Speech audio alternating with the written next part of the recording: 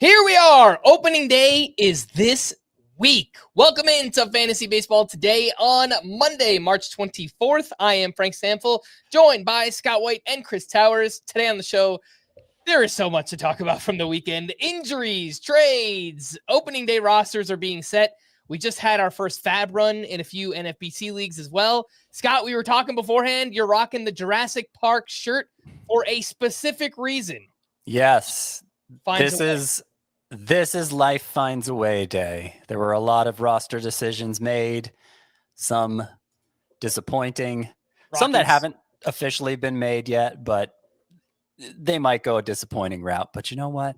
If the player's talented enough, life finds a way. So let's not flip out over it. Let's not flip out over Zach Veen. Let's not flip out over Hayden Birdsong if that indeed comes to pass. They will. If they deserve the chance this year, it will come sooner than later. I hope you are right, Scott. Let's start with injuries, and there were a lot of them this weekend. Shane McClanahan is where we need to start. Pretty scary stuff. He left his start early on Saturday. He made a pitch, and you could tell his arm was just in immediate pain, and right away, your mind just starts wandering, like, okay, he's coming back from a second Tommy John surgery. This looks really bad. We did get an update on Sunday. He's dealing with an inflamed nerve in his left triceps. He'll start the season on the IL, but Kevin Cash said they're, quote, very fortunate that it wasn't worse. No timeline for a return. They'll see how he responds to rest and recovery. Chris, how far do you plan to lower Shane McClanahan in your rankings for people still drafting? And what's next for Tampa Bay? As far as the first one, I have no idea. Like I'm looking through to try to get a sense of some other players who have had nerve injuries. And there was Dominic Leone back in 2018, missed 3 or 4 months with biceps nerve irritation. There was another guy. Sorry, I just had it in front of me and now I'm losing it. Andrew Triggs missed 5 months. I don't think that's the case. Wasn't Garrett Cole's a nerve thing last year? Well, there are a lot. Elbow nerve injuries are fairly common. Okay, you'll see that because that was part of Felix Bautista when he got that follow-up surgery. It was to move the nerve in his elbow. So that is fairly common, but I don't know, triceps nerve irritation is not one that I'm finding any kind of precedent for. The fact that the Rays are viewing it as relatively good news seems like a good sign, but I guess they seem. I wouldn't even use relative there. Yeah, but if he misses a month, that would still be good news after the way he reacted to throwing that pitch. Right. Because I think we all had the same reaction when it happened, which is, oh no, Shane McClanahan's season is over. So a month would be good news in that regard. And I just don't know. Yeah. We're looking at Parker Meadows, who's been out for a month now with nerve irritation in his bicep. Upper arm area. And they say he's not going to throw for another month. Yeah, the problem with a nerve injury is it just kind of depends on when it comes back. I had Bell's palsy. No, not Bell's. Was it Bell's palsy? Is that what I had? Somebody should know this. My face was paralyzed, and that was a 3-week thing. And I don't know that it could just be three weeks. It could be 2 months. It seems totally unknowable right now. Doesn't look like you guys have moved McClanahan as far down as I have. Which I have not moved. Surprises me. I haven't moved. Him yet. Yeah. Oh, okay. Well, I had a busy weekend. I got back from out of town and dove right into writing a waiver wire piece. So I'm still catching up. Let me tell you where I moved him. I moved him 52nd at starting pitcher, which is in the trio of what do you call 4? The group of 4 pitchers who we think are good, who are currently dealing with injury. Shane McClanahan, Grayson Rodriguez, Jared Jones, and Sean Manaea. Of those four, I'm most worried about Jared Jones. We still haven't gotten the second opinion back on the elbow. But until we do, I think you have to consider drafting him late, obviously. McClanahan's at the top of that group, just ahead of Grayson Rodriguez, in part because I feel like he's better than Grayson Rodriguez, and, well, at least what he's dealing with isn't to his elbow. Grayson Rodriguez is already throwing again, so in theory, he's going to be back before McClanahan. But we don't have a clear timetable for McClanahan. It was the way it was being reported on the Rays beat. They were just saying after a minimal amount of time off, which I didn't take to mean literally just the 15 days on the 15-day IL, but not very long. But yeah, I think it's pretty vague. I think it's going to depend on when exactly this irritation goes away, and I don't know that there is a clear timetable for that. But that's the range I'd be willing to gamble on McClanahan is the same point where I'm gambling on Grayson Rodriguez. All right, the updated Rays rotation. Ryan Pepio will start on opening day, followed by Taj Bradley, Drew Rasmussen, Shane Baz, and Zach Littell. So now it looks like we're back to a 5-man rotation, at least for the time being, with the Tampa Bay Rays. If you drafted McClanahan already, obviously you throw him on an IL spot. Hopefully you have an IL spot.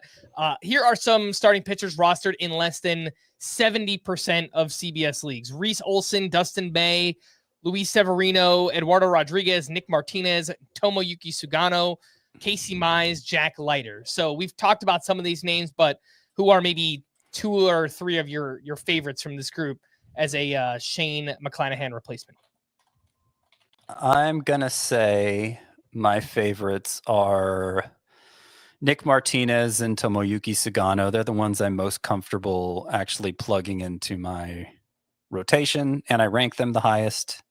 You know what? Reese Olson. I'll put Reese Olson ahead of him. I think Reese Olson's at the top. Yeah. Some names. Also, personally, I would rather get a look at Casey Mize or Jack Leiter than Sugano or Nick Martinez, just because, I mean, we don't know what Sugano is, but I feel pretty confident he's not going to be a difference maker. I think he should be useful, but I don't think either Martinez or Sugano has like top 20 upside. And I think it's very unlikely that Jack Leiter or Casey Mize do, but at least there's an element of mystery box in that. And so at this point in the season, I'd rather get a first look at Jack Leiter or Casey Mize, knowing that what Sugano and Nick Martinez are likely to provide is useful.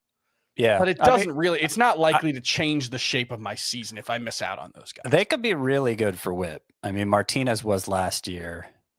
But that's kind of an outlier for Martinez, right? Where did Martinez? Yeah, I know. We're obviously trusting that the control gains are going to stick. But clearly the Reds were. They made him a qualifying offer. I like him, to be clear. I think it's a relatively low ceiling.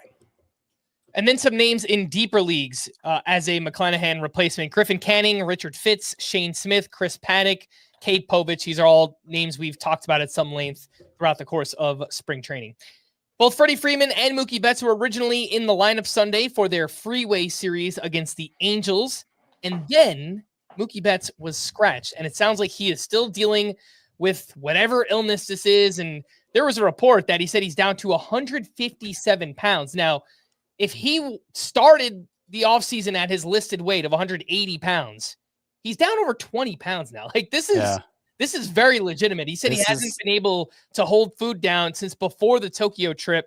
And I mean, this is pretty serious if he's lost 23 pounds in like 2 or 3 weeks, you know? I mean, this is not just like a stomach bug, clearly. And I'd be worried about Mookie Betts beyond just his availability to play a baseball game at this point, because stomach bugs, I mean, we've all had them before. They're intense, but they're short-lived. They go away usually after like 24 hours, maybe at most 48. So that fact that he's still dealing with, like, still can't keep food down all these days later.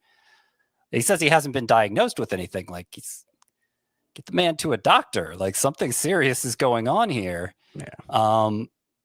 And I for our purposes, I think it's a real concern. It's not something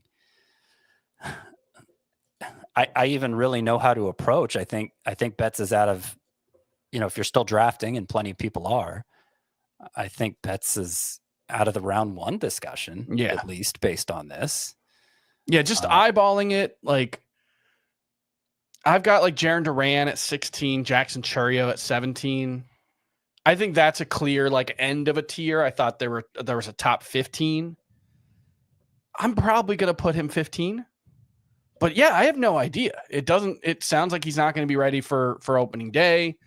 It very well could be a long-term a thing that even when he's healthy just limits him because he doesn't have his full strength. Between him and Gunnar Henderson, I'm much less concerned about Gunnar Henderson personally. Gunnar Henderson, by the way, will also start the season on the IL with that intercostal strain. GM Mike Elias said he hopes the absence will be measured in, quote, days, not weeks. So we're hoping that he's back within a week or so. I mean, that's like the optimistic look here at Gunnar Henderson's injury. He did face live pitching this weekend, and it mostly sounds like the concern was just not that he's not healthy enough to play, but that they just couldn't get him up to speed in time. And so my read on it, and I've been more optimistic, and I ended up being wrong. I thought he'd be ready for opening day, but my expectation is still like minimum IL stint. So they can backdate it, and he could be back the first Thursday after opening day at the earliest. I hope so. Yeah, again, that was Gunnar Henderson that we were talking about. This past weekend at the NFBC, there were 93 drafts done. Mookie Betts' ADP was 16.51, going just after Chourio and Julio Rodriguez, just ahead of Yordan Alvarez. So with a max pick of 26. So there was a draft where he fell, in a 15-teamer late second round and in a 12-teamer early third round. So and we didn't even know this yet. Like this just yeah. What, he was scratched from the Dodgers lineup about 45 minutes before we started recording. Yeah. Yeah. But I mean, we knew he was dealing with an illness. We just didn't know that it was still happening. But we didn't know the details that, it sounds more alarming. Right. Yeah. This is, like I said, we thought it was a stomach bug. This is not just a stomach bug. Where'd Henderson go, by the way? Gunnar Henderson this weekend was at 9.97. Okay, that seems right. I've got him at 11 after the injury, but like Julio Rodriguez is awesome, right? Like it's not a knock on Gunnar Henderson to say, okay, fine, I'll take Julio Rodriguez ahead of him. Yeah. So I think Mookie right now is probably, if you're still drafting, firmly in the middle of the second round, something like that, I would imagine. And maybe he'll slip even further beyond that. Let's take a quick break. Just want to send out a big thanks to everyone watching live. Make sure to hit that like button and subscribe on YouTube if you haven't already. That's youtube.com/fantasybaseball today. 31K by opening day. I don't know where we stand at this point, but I think we're actually pretty close to 31K. So that would be awesome. Big thanks to everyone who has subscribed throughout. 30.7. Yeah, let's do it. We've got 3 days? 3 days to get 300 subscribers. Let's make it happen. We'll take a break. We'll be back right after this. Guys, can you feel it? Legends were born here. History was made here. These are hallowed grounds. Hallowed grounds? The NCIS squad room? Well, I wasn't talking about that, but I was talking about Augusta National. All right. It's finally time for the Masters. I hear it's a tradition unlike any other. Welcome back in Fantasy Baseball today, recapping the weekend where we had a lot going on. And let's talk about Alexis Diaz and the Reds bullpen. He was diagnosed with hamstring inflammation, will begin the season on the IL. That means it'll likely be one of Taylor Rogers or Scott Barlow, right? Not so fast. We've got a new name in the mix. That is Graham Ashcraft, who was moved to the bullpen, and he was mentioned as a possible saves option, I believe, by their pitching coach, Derek Johnson. So 3 names in the mix. We have no idea how long Alexis Diaz is going to be out. What do you guys think happens with the Reds bullpen here? I think part of the question is, how hurt do you think his hamstring actually is? Yeah, I mean, my first thought was, because hamstring is he can't throw a strike right now. They're not calling it a strain. Yeah, it was soreness, right? I read inflammation. Inflammation. Yeah, I was reading, I think it was a C. Trent Rosenkrantz article, and there was, the way he worded it was something like Alexis Diaz was not guaranteed to be the closer, let alone to make the roster, was the way he phrased it. Like it's that was pretty. Sounds like they might be pretty down on Alexis Diaz. Well, he might be running out of time. At the same time, in answering questions about this injury, Terry Francona said, I don't think it's necessary that we name a closer. I haven't given it a ton of thought yet. He also said, we want Diaz to be that guy. So I don't know. You could read that two different ways because, yeah, we had been hearing, what did Francona say earlier? It's time for him to get at it or something like that earlier in the preseason about Diaz when he was struggling with walks. So I think what I think could happen is if somebody emerges before Diaz is ready to pitch again, then it might just be that somebody. And I would think of the options, Ashcraft is the most likely. But of course, he has no experience even as a late inning reliever, much less a closer. So I don't know that they're going to go straight to that option. And I have no idea how Ashcraft would perform if they did. Yeah, I mean, the stuff's always been impressive for Ashcraft, but the results have never been. Taylor Rogers and Scott Barlow have been closers before. So I imagine it'll be a committee led by them to start out. Pagan's been a closer too. Yeah, but I don't think any of them are particularly good. I don't think any of them are particularly inspiring. Yeah. I know Barlow's velocity has been up this spring, and I believe he trained at one of those pitching facilities this offseason with the hope of improving his velocity. So he's done that, and he's looked good this spring and does have closing experience. That's where I lean. I think it'll probably be Barlow and Rogers playing matchups to start the season. But if those guys falter, like maybe it's Graham Ashcraft who steps in after that. So if you play in one of these really deep category leagues and you're just desperate for like a third or fourth closer spec, I would probably go with one of Barlow or Rogers. Or maybe Diaz is back by week 3 and he gets the save. Yeah. The first save right away and they just roll with him thereafter. For what it's worth, I moved Diaz behind Calvin Fauché and Aroldis Chapman. I still have him ahead. I'm only drafting him in 5 IL spots, I think. Yeah. I still have him ahead of Chris Martin and Mike Clevenger. Clevenger just because who knows what to expect from him, and Chris Martin because the Rangers have just made the whole situation confusing. But clearly Alexis Diaz is, he deserves to be drafted pretty late, if at all, at this point. Let's continue on with more injuries. Thairo Estrada was diagnosed with a fractured right wrist on Friday and will miss 4 to 8 weeks. He suffered the injury last Wednesday on a hit by pitch. And rest in peace to my NL Labor team. Because between Sean Murphy and Tyler Stevenson and Thairo Estrada in an NL only league, it's getting pretty Murphy and Stevenson will be back soon enough. I hope you're right. What's amazing about the Thairo Estrada thing, and I'm sure you're getting to this, is how the Rockies chose to address it. Oh, yes. And we will get to that in just a bit. But if we're talking about replacements for Estrada, I'm guessing he was only drafted in 12-team roto leagues or deeper. So if you're looking at some deeper league names like David Hamilton is 34% rostered. Gavin Lux is 18%. Isaiah Kiner-Falefa 12%. Otto Lopez 11%. Edouard Julien, who looks like he'll have a pretty regular role to start the season, only 10% roster. Does anybody stand out there as a Thairo Estrada replacement? Presumably you're mainly looking for steals from Estrada, even though he had, 2 last year? We thought it was a fluke. So Otto Lopez and David Hamilton would stand out the most there. Yeah. And we had our shared venture on NFBC. We were debating whether to add Otto Lopez or David Hamilton as our replacement for Thairo Estrada. And Otto Lopez ended up getting the higher bid, but David Hamilton is who we got. And I do think he is the higher upside steals play, like specifically steals. But he doesn't have a starting role to begin the year. Spoiler alert. And Otto Lopez does. So that would be the case for Lopez. I'll also just say, if you don't specifically need steals, I do think Gavin Lux is fairly interesting. It sounds like he's going to play pretty regularly early in the season for the Reds. He was one of those bat speed gainers in the second half last year and was very productive in the second half. It's obviously a very good ballpark. So if you don't specifically need speed, I think Gavin Lux is probably ahead of Hamilton and Otto Lopez. I like Otto Lopez more than Hamilton. Scott likes Hamilton more than Otto Lopez.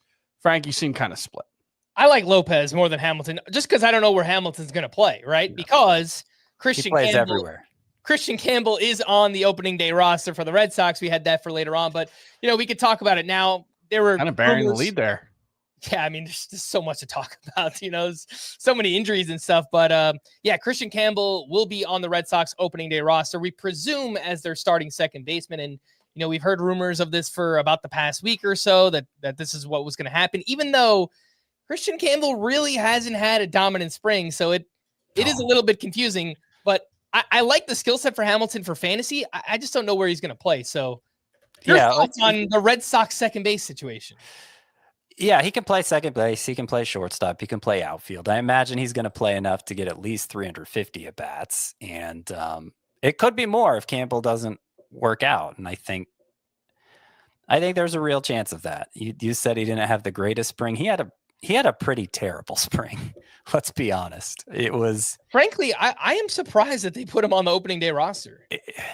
They really wanted to from the beginning. You could tell. This was I actually sent out a tweet. This is a recap of all my takes on the Kristian Campbell situation.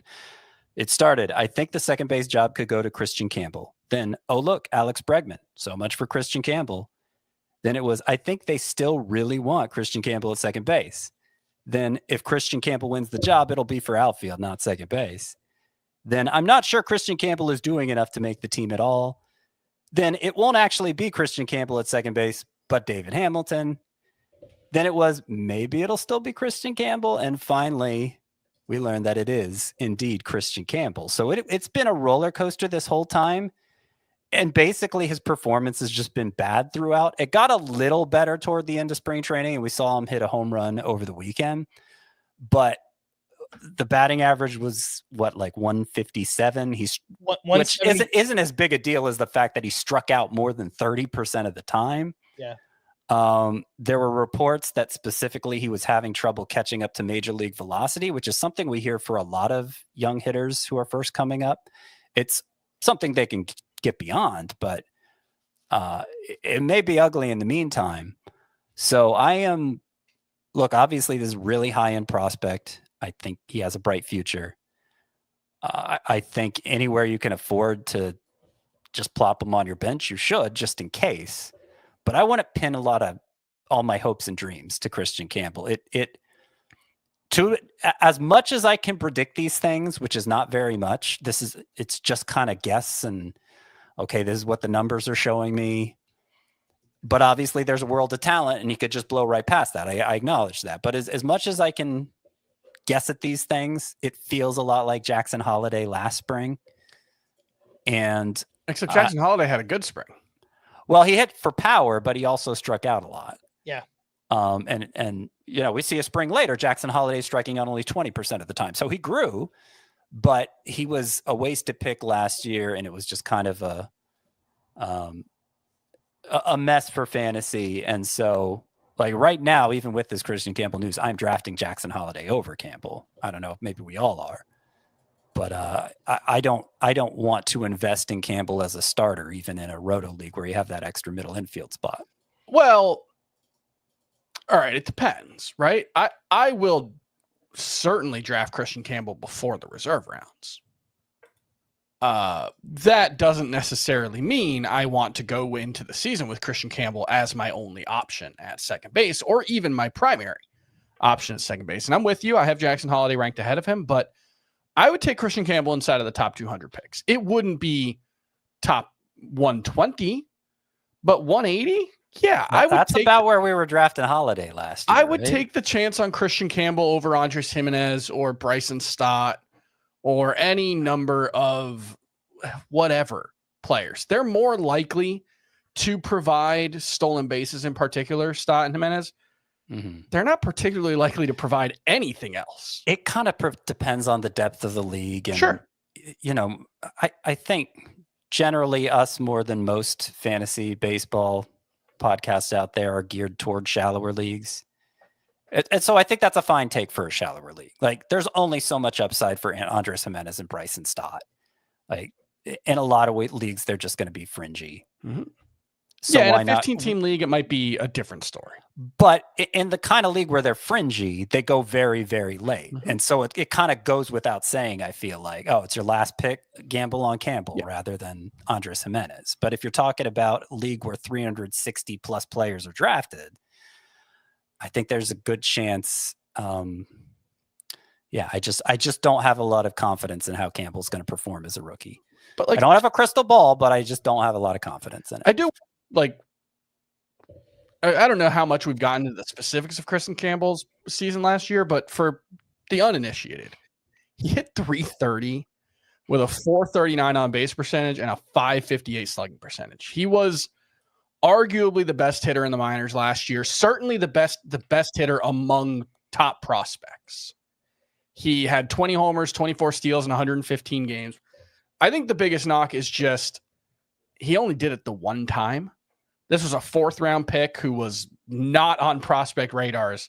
I don't think he was in MLB Pipeline's top 30 for the Red Sox before 2024. So there's a little bit of like what happened with Dylan Carlson, where he just shot up the rankings after one huge season, and it ended up being not sustainable for Dylan Carlson. It might not be sustainable, but Kristian Campbell does check every scouting box, every analytical box. He had good quality of contact, a great approach at the plate. I'm just willing to bet on the upside in those 12-team leagues more specifically. But I'm happy anywhere I have him because I think the upside is huge. We will get into Thairo Estrada's replacement in just a little bit. There were a few trades this weekend. We'll talk about those. Spencer Steer will open the season on the IL as he's been working his way back from a shoulder injury. It appears the Reds will roll with Jeimer Candelario at first, Gavin Lux at third, Kristian Encarnacion Strand at DH, with Austin Hayes, TJ Friedl, and Jake Fraley in the outfield. Steer's NFBC ADP over the past week is 181, going right around Michael Toglia, Brendan Nimmo, Tyler O'Neill. Is the assumption that will drop even further now that we know for sure he will start on the IL? I don't know how much more it should drop. Like you mentioned those names, and those are all mostly guys I expect to miss some time, or Michael Toglia I think is just underrated. And Spencer Steer, we've been skeptical, but he's been an absolute, no doubt about it, must-start fantasy player both of his major league seasons. Yeah, I think he's trending the right direction, and around pick 180 sounds right. I'd rather take Nimmo and I'd rather take O'Neill, but I don't know that Steer needs to be much later than that because it doesn't sound like it's going to be a long-term absence. And it sounded like he could have hit. Like throughout the whole process, the problem wasn't his swing, it was his ability to throw and play the field. And so they might just reach a point where they're comfortable just, hey, you're our DH. You know, they might have to reach that point. By the way, Brandon Nimmo had a good weekend. He's looking good this weekend. Feeling good about those 6 Brandon Nimmo shares. Brandon Nimmo's #1 fan right here on the podcast. His name is Scott White. Yu Darvish will begin the season on the IL with right elbow inflammation. He has no official timeline to return. We know that Michael King, Dylan Cease, and Nick Pivetta are locked in there for the Padres rotation. Then we have 2 spots for Steven Kolek, Randy Vasquez, and Kyle Hart. So not the most exciting options here. I assume you don't really have any interest in any of them. Is Yu Darvish droppable in leagues with no IL spots? Yeah. What do you guys think? Yeah, I think so. Unclear timeline and unclear what he is, even when he's healthy at this stage of his career. So I only had him in a league where like 250 players are rostered, but I'm dropping him in that. Yeah, I have him in the Great Fantasy Baseball Invitational, 15-team roto, 7 bench spots, no IL. And I have Darvish, Sean Manaea, Strider, Sean Murphy. So the injuries are piling up early on here. We had waivers run on Sunday at 10 o'clock. I didn't drop you Darvish yet, so who knows? By next weekend, I might not have a choice. Ranger Suarez will also begin the season on the IL due to a back injury. Taijuan Walker will be their 5th starter. Same question. Is Ranger Suarez a must-hold player? He's 79% rostered. The way that back injury derailed his season last year, I think you have to be pretty pessimistic about this because he's not a guy, as we've seen, with a huge margin for error. Yeah, I think we have even less idea what to expect from Ranger Suarez than you Darvish. So, and the upside isn't as high. All right, I think you can drop him. Zack Gelof will undergo surgery Monday to repair a fractured hamate bone in his right hand. Martin Gallegos put out an article listing the 3 most likely replacements: Luis Arias, Max Schumann, and prospect Max Muncy. We're going to have some fun differentiating the Muncies over the next couple of years, I assume. Muncy is on the A's opening day roster, by the way. Had a solid spring, 11 for 38, 1 homer, 1 steal. Was I believe, a first-round pick a couple of years ago, so there is some prospect pedigree here. Do you guys have any interest, deeper leagues, obviously, in whoever replaces Zack Gelof? I mean, I think Muncy's the only one you should have any interest in. I don't think he's just an AL only guy. I could see him mattering in 15-team leagues. There's a little bit of just, it's a mystery box. We haven't seen him, but his numbers at AAA were very good last year. He only played 58 games. I think missed time with a hand injury of his own, but 10 homers, 5 steals in 58 games. OPS was like high 800s. It's a very good hitting environment at AAA, but they're playing in what we expect to be a pretty good hitting environment. So I am marginally interested in Max Muncy. He's certainly behind Kristian Campbell. He's certainly behind Cam Smith, who we have not mentioned yet, I believe. We have not. But I'm not uninterested in Muncy. There's a little bit of pop, a little bit of speed there. I know he wasn't a top 100 prospect for you, Scott, but I think it could be a fairly interesting profile for fantasy. Yeah, I think he has the upside to matter, but it's a wait and see outside of AL only. Mm-hmm. Again, that was A's prospect Max Muncy. Vinny Pasquantino left early Saturday with a right hamstring strain. He underwent further evaluation on Sunday. I haven't seen anything definitive on that just yet. Per an article from MLB.com, he said, quote, "I feel fine. And then I don't want to put any time frame on it, but I don't think my gut tells me it's not going to affect anything, but my gut is not the medical staff. So we'll get it evaluated tomorrow and we'll see." He said that after Saturday's game. The Royals acquired Mark Hanna over the weekend, so I guess he would step in to play first base. But have you guys seen anything on Vinny P? Do you plan to lower him a little bit for drafts that are still happening the rest of this week? I mean, first base really needs Vinny Pasquantino. Yeah. I'm hoping he's right. I have a feeling it's not so much his gut as his heart hoping it's not going to cost him any time. For what it's worth, he didn't have like a dramatic reaction on the bases when he suffered this injury. So, maybe it was just a little tweak and a few days off, he'll be fine. But until I see something definitive, I'm leaving him right where he is in my rankings. Vinny Pasquantino, if he is out to start the season, some replacements in shallower leagues: Rhys Hoskins, Ryan Mountcastle, Michael Busch, Jamer Candelario, Jake Cronenworth. Do you like any of those names as a possible replacement? Well, I like Mountcastle, but at this point I might like Hoskins even more. Certainly if it's a points league, because the plate discipline might actually be decent for Hoskins, unlike Mountcastle. And then in deeper leagues, there's Jonathan Aranda, Ben Rice, Carlos Santana, Josh Bell, Ty France, Gavin Sheets. I'm not totally uninterested in Gavin Sheets. I expect Josh Bell to be more useful than his draft data would suggest. There are always guys like that who are just boring and forgotten about and then end up 50% rostered before long. I think Josh Bell will be one of them. I think Ben Rice is clearly the most interesting of this group. Scott, you may disagree because I know you like Jonathan Aranda a lot, but Ben Rice had really solid quality of contact metrics last year. They've been even better so far this spring. I believe it's his 5 hardest hit balls that have been tracked in his professional career have come this spring. And he's going to be the everyday DH against righties at least. So I like Ben Rice. There is one name you didn't mention, though. Shoot. Torkelson. Spencer Torkelson has had a really big spring. Sounds like he played his way back into it. Really sounded like the Tigers were kind of done with it's like an opposite Kristian Campbell, where they didn't seem to want Spencer Torkelson to matter very much, and he just showed up and hit the crap out of the ball this spring, and looks like he's going to be on the roster. He played so well that they tried him in right field at one point. So I think Torkelson, I think worth it's the first look. I think it's the first good spring he's ever had. Might be. Yeah, Aranda, Rice, Torkelson, those would be the top choices in deeper leagues in some order. I think their upside is comparable enough that it would be hard to pick which one I want the most. Aranda, I hope, is heating up at just the right time. He had good numbers this weekend. But Rice, everything Chris said, I agree with, and Torkelson might get the largest playing time share of the three. All right, let's try to run through the rest of these injuries quickly. Clark Schmidt will begin the season on the IL. He said he felt good after his live BP on Thursday, but simply does not have enough time to stretch out. That means Will Warren and Carlos Carrasco will be in the Yankees rotation to open the season. Any interest in either? Will Warren, Carrasco?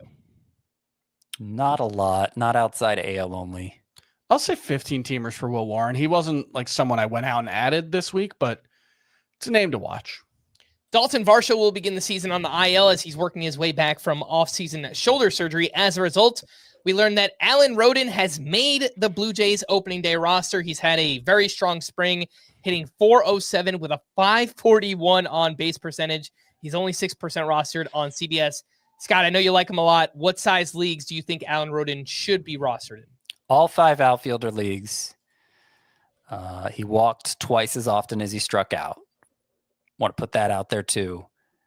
Great launch angle for power and good max exit velocity readings too. At AAA last year, average exit velocity was a little on the low side, but his swing is optimized for home runs. Great plate discipline.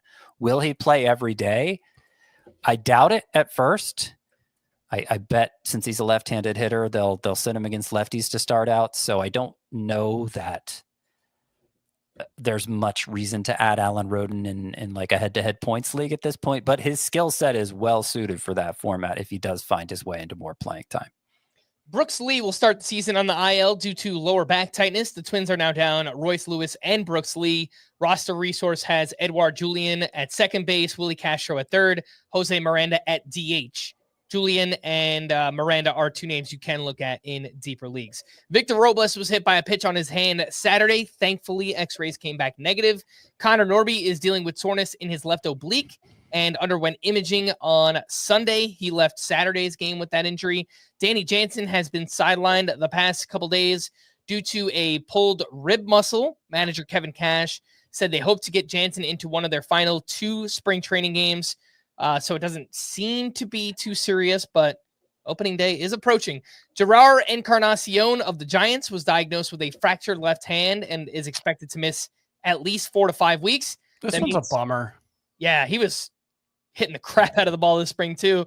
Big exit velocities. That means Wilmer Flores will likely fill in as the Giants DH to start. And Drew Thorpe is scheduled to undergo Tommy John surgery. He likely won't be back until the second half of 2026.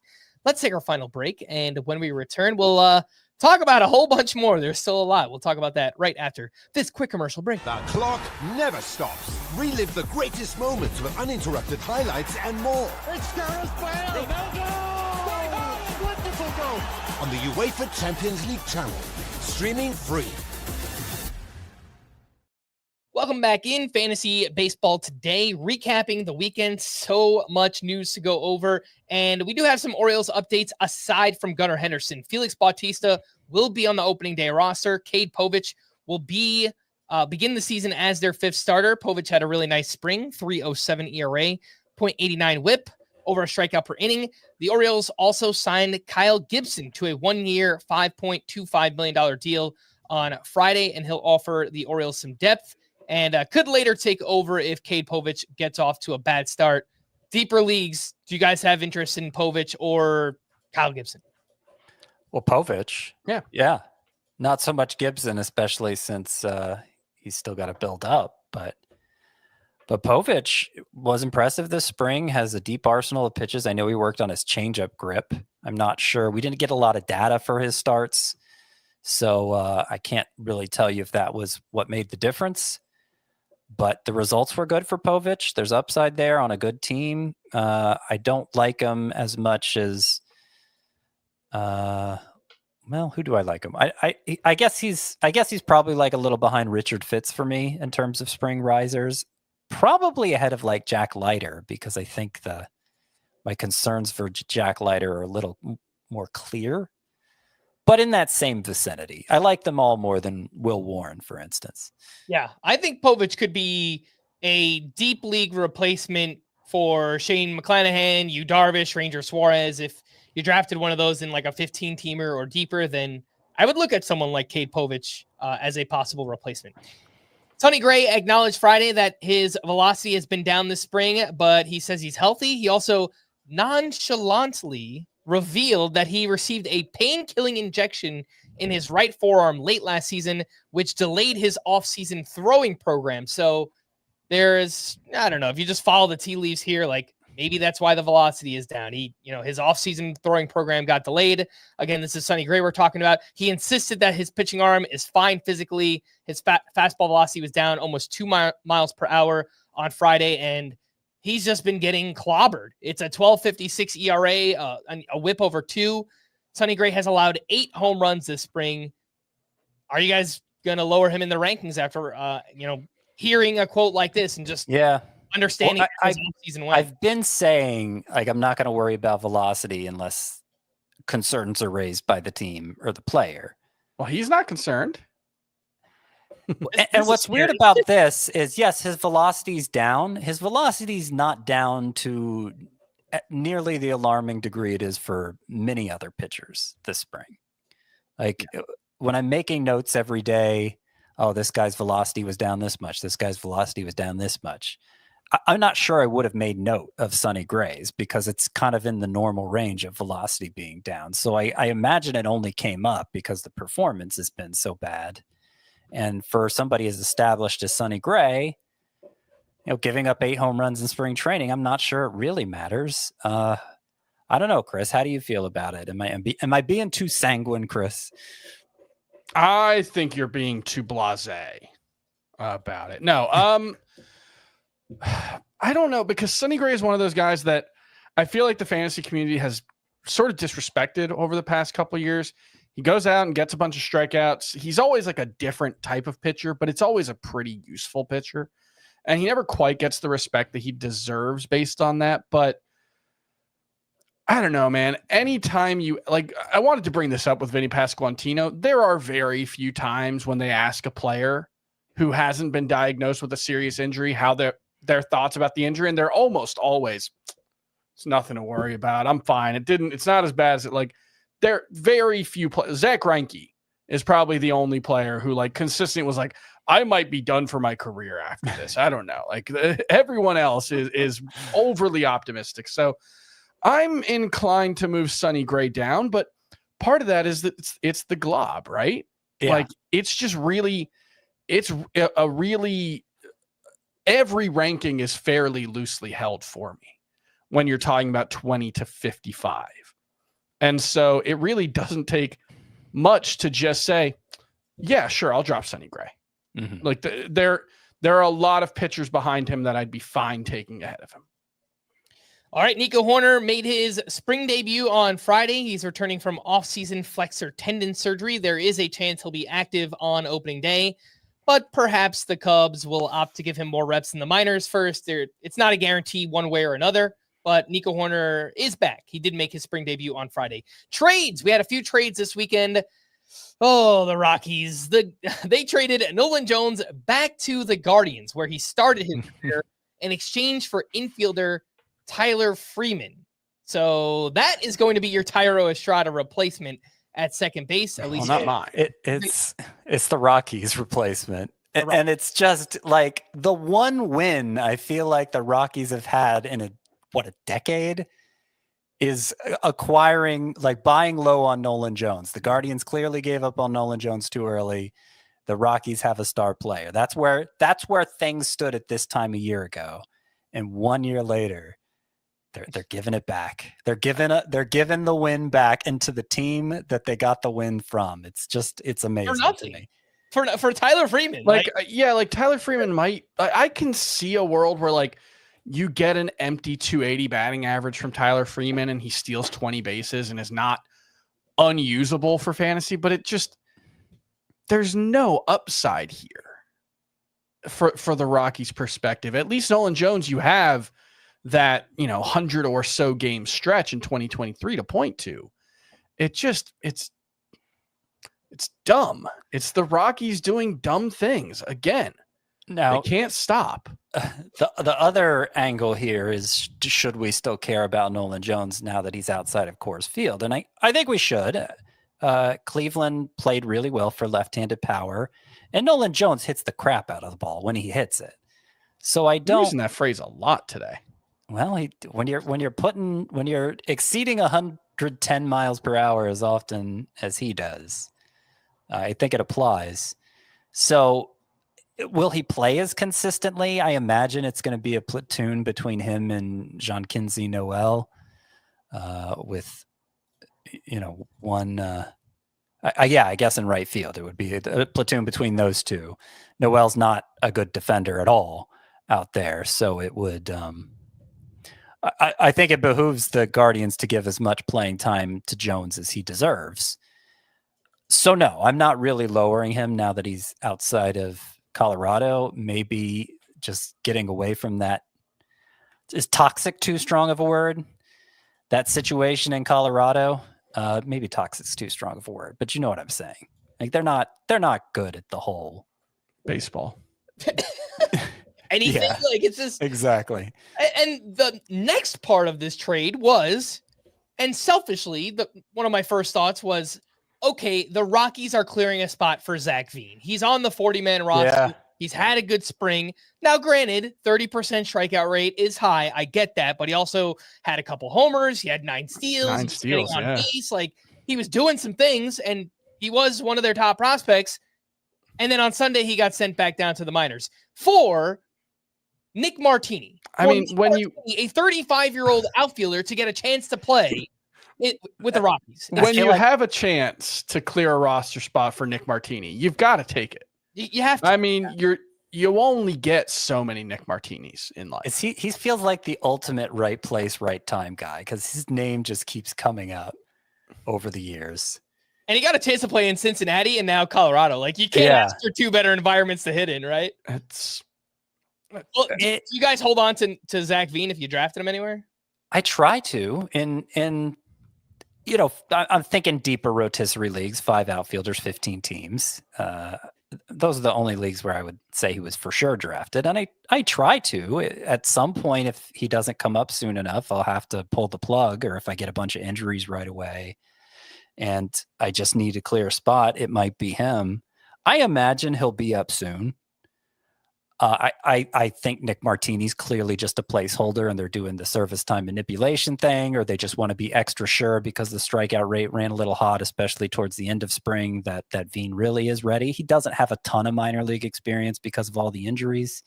So I could understand that, but like Martini's clearly just a placeholder. I just like... Give your fans a little. Well, no, for me, it's just playing the service time manipulation game with Zack Gelof. Right. Like, this is not like Chris Bryant, you know? I feel like and the other thing with the strikeout rate is, well, Jordan Beck's on the roster. He struck out 34% of the time this spring. That's true. Like, I think we are glossing over Jordan Beck, who is, I don't think, significantly less interesting than Zack Gelof. Zack Gelof probably a little toolsier, but Beck has put those tools into action at the minor league level a bit more consistently. He had 25 homers and 20 steals in 2023. It's a similar profile, more strikeouts than you'd want, but they've been manageable. Obviously, they weren't at the major league level. But Jordan Beck has a similar case to what we were hoping for with Zack Gelof. Like, toolsy, bad approach, but maybe he puts it together playing at Coors Field. I'm open to the idea that Jordan Beck could matter for fantasy. I'd just rather it be both. Yeah. Beck has done some interesting things this spring. He has 4 home runs and 6 steals. So. Not as I feel like Beck still seems overmatched to me, like he clearly was when he was up last year. I think it was just the fact he was already up last year. That's why he got preferential treatment to Veen. But yeah, I mean, Veen's, like I said, Veen's going to be up soon if he stays healthy. That's always been the thing with him, and kind of why I feel like, well, he's healthy now.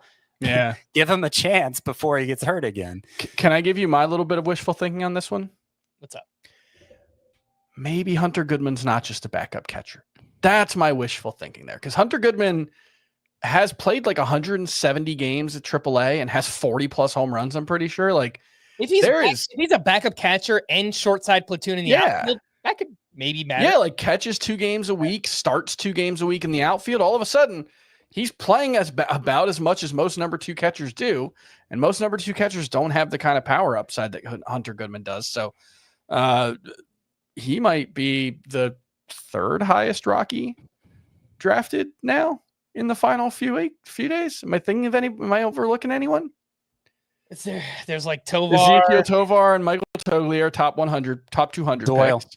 Yeah, Doyle. Oh, Brenton Doyle. That's the one. I always forget that one. Yep. Yeah, the top 70 guy. We had another trade. The Braves traded Ian Anderson to the Angels in exchange for left-handed pitcher Jose Suarez. So Grant Holmes and AJ Smith-Shawver will be in the Braves rotation to start the season. Ron Washington said that Anderson will begin the season in the Angels bullpen. Do you guys have any interest in AJ Smith-Shawver in deeper leagues? Sure.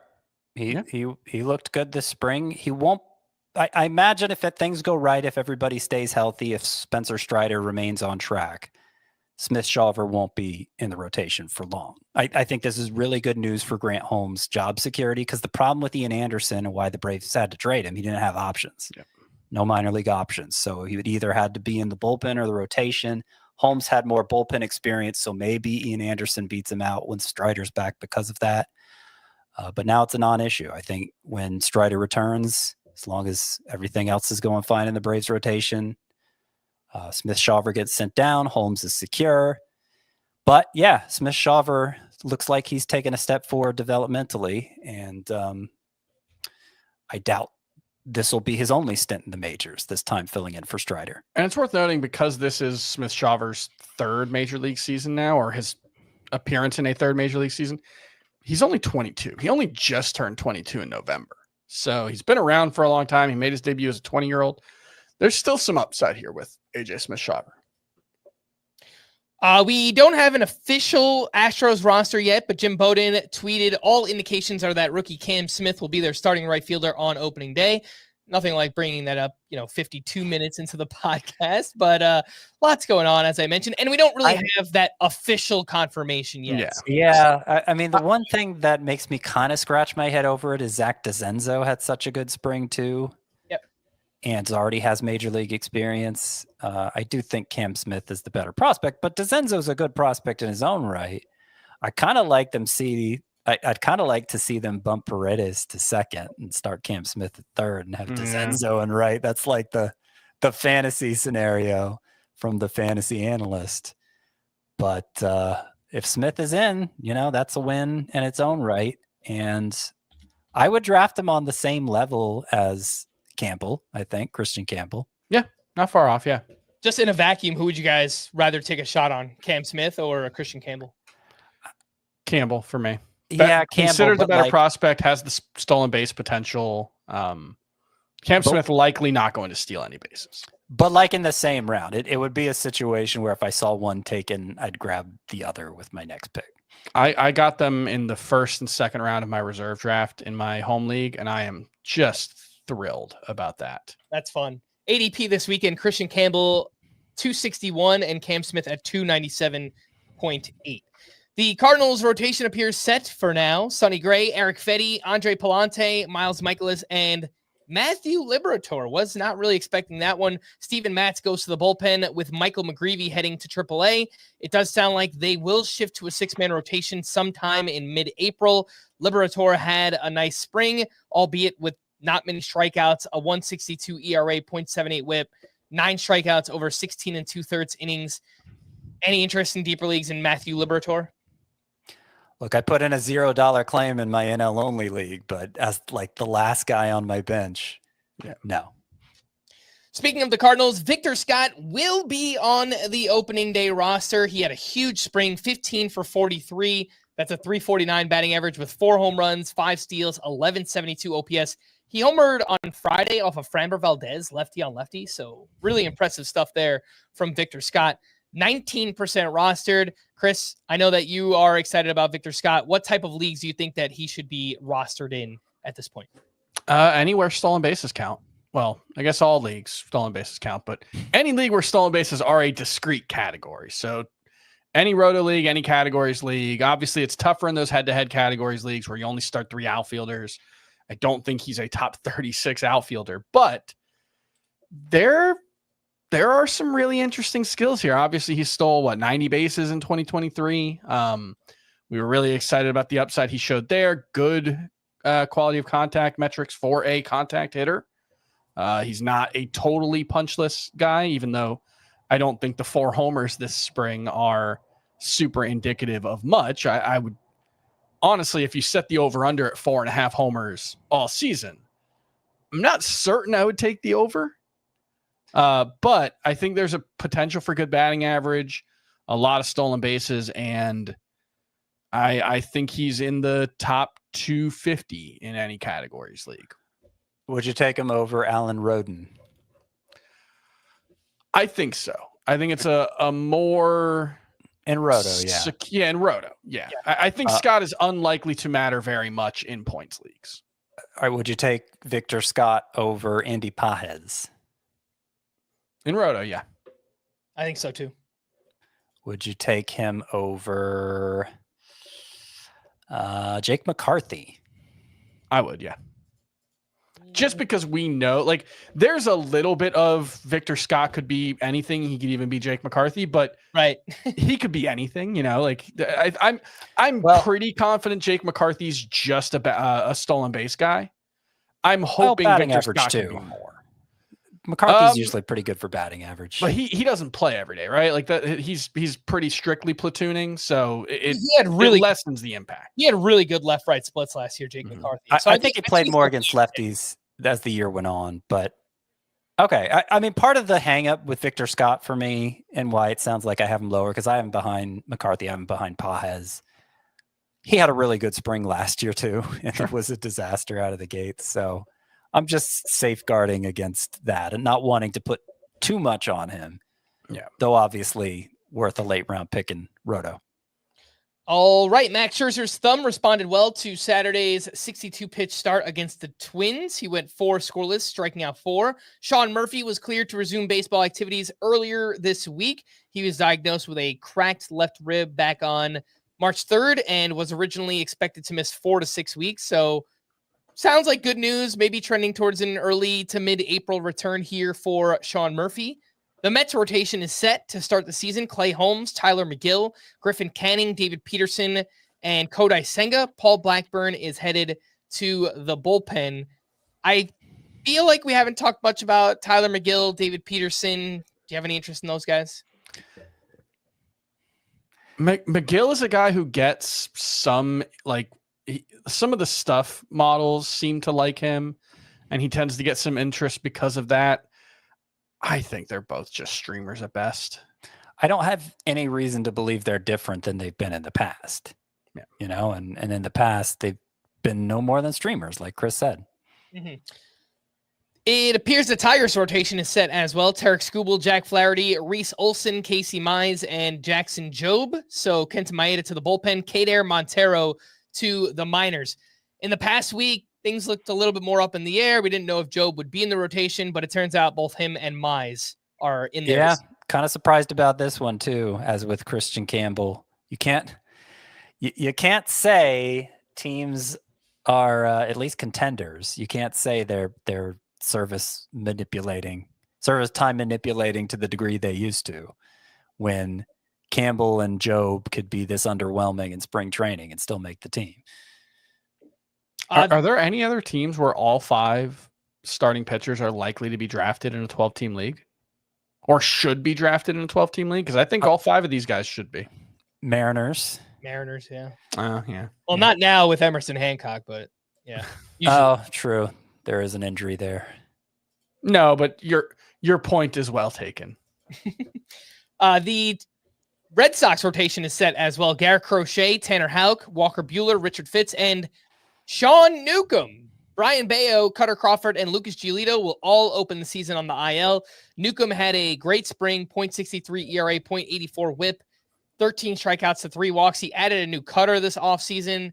I mean, this is probably just AL-only leagues. I think a lot of these pitchers could be back early on in the season. Any interest at all in Sean Newcomb? Because there's a change in the pitch mix there, and he was throwing the cutter. It was a new cutter. He was throwing it a ton. There weren't many whiffs with it. He had just 2 whiffs on 47 pitches total in his most recent start Thursday. So maybe he'll be a ground ball specialist, but I don't think there's a lot of upside here for Newcomb in fantasy. We have some Brewers updates. Jose Quintana won't be ready for the start of the season. He'll need 2 more starts in the minors before joining the rotation.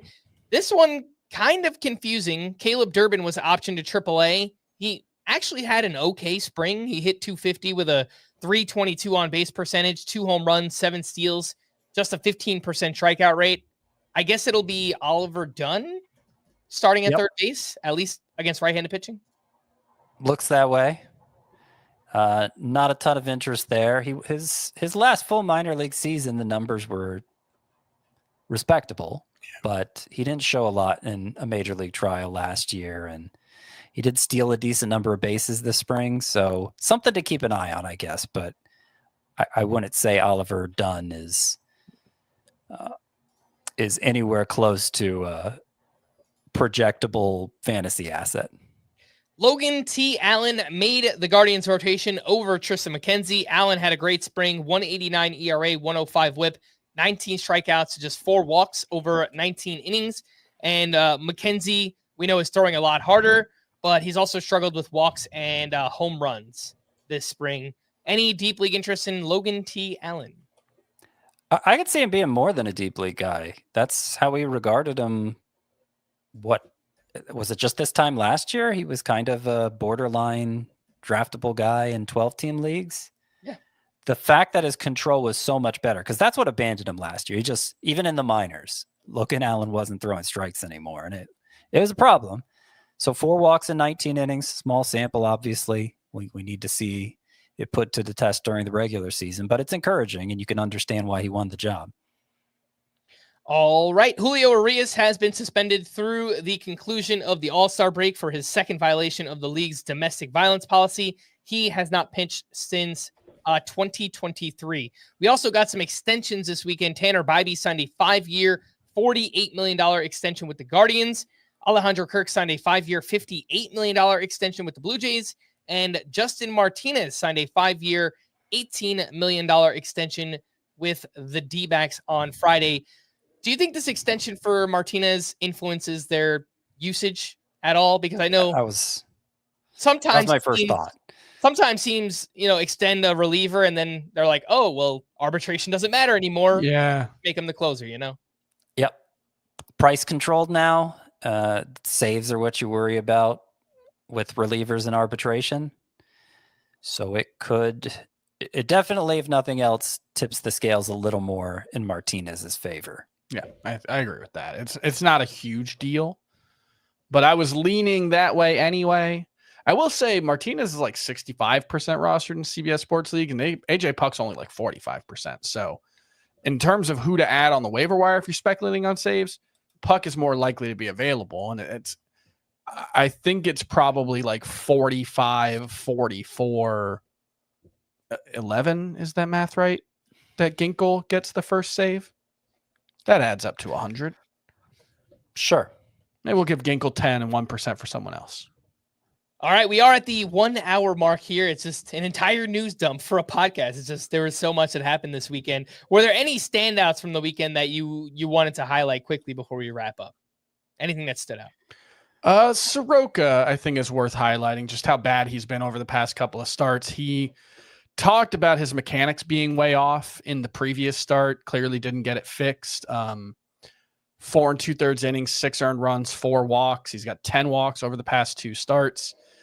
I still like him in head-to-head points leagues just because of the Spark interest, but in a 15-team Roto league, okay, fine. He's worth rostering, I guess. Those are really deep leagues, but even in a 12-team Roto league, I don't have much interest at this point. Again, that was Michael Soroka. Scott, anything for you? See, I have a lot of Brett Beatty notes from the weekend. That guy continues to mash. He does indeed. And I don't know. I think I don't know if Chris agrees, but I still have a fair amount of enthusiasm for Beatty. I don't think he's gotten enough of a chance, really. He did get an extended look. What was it, 2 years ago? Mm-hmm. But we're seeing hitters need longer to adjust to the majors these days. They did give him a long look, like not a long look, but he had a chance last year. He just lost it. Yeah, right. It's just been a lot of in and out of the lineup, up and down. Guy still hits the ball really hard. He draws walks at a good rate. Just no ability to lift and pull the ball. Well, it's looked better in spring. I'm not saying he can't get there. Mark Vientos had similar concerns. Yeah, guys, a ton of extra base hits for Beatty this spring. They changed Vientos' swing plane. The Mets are gaining a reputation for the ability to develop and more importantly finish players off. And he's going to play second base. It sounds like he's the starting second baseman, probably the big side of a platoon right now. But I wrote him up in the waiver wire column as a deep league target. Not a 12-team league guy, but 15-team leagues, I'll take a look at Brett Beatty. Yeah.